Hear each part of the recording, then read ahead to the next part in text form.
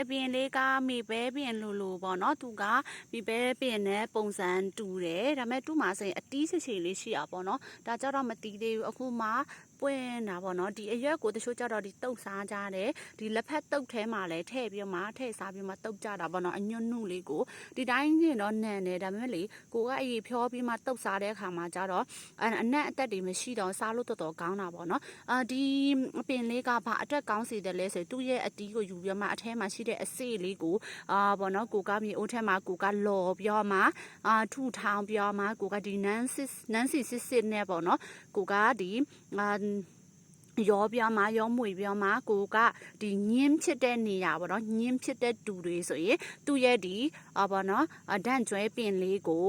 နော်ဒန့်ကျွဲပင်ရဲ့သူ့ရဲ့ပေါ့နော်အစေ့လေးကိုကမြေအိုးထဲမှာကိုကလော်မယ်ပြီးရင်အမုံနေအောင်ကိုကထောင်းမယ်ထောင်းပြီးတဲ့အခါမှာနန်းစီစစ်နဲ့ရောသမပြောမှာပေါ့နော်ကိုကဒီကိုဖြစ်နေတဲ့နေရာညင်းဖြစ်နေတဲ့နေရာလေးတွေကိုပေါ့နော်ညအိယာဝန်တိုင်းပေါ့နော်တနေ့တစ်ကြိမ်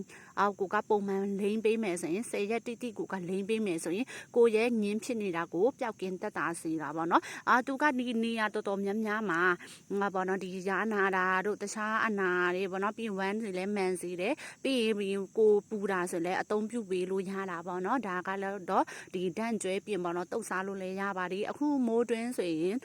ပေါ်တာပေါ့နော်သူကတော့အလေးကြပေါက်လေးရှိပါတယ်သူ့မှာအတီးလေးတော့လည်းရှိရပေါ့နော်အခုချိန်မှာကျတော့မတီးသေးဘူးအခုကတော့ပွတ်နေတုံးပဲပေါ့နော်ဒီမှာလေးပါအရွက်နှုတ်လေးဆိုရင်တုတ်စားလို့ကောင်းတယ်လက်ဖက်လေးနဲ့တုတ်စားရင်တော်တော်လေးကိုစားလို့အရွက်ကလေးတွေဆိုရင်တုတ်စားလို့ကောင်းပါတယ်တခြားနေစေးနီးကိုသိရှင်နေစေဒီ comment အောက်မှာလည်းမေးမြန်းနိုင်တယ်လို့ TTCP မှာလည်းတွားပြီးမှမေးမြန်းနိုင်ပါတယ်တီချက်စန္ဒာပါရှင်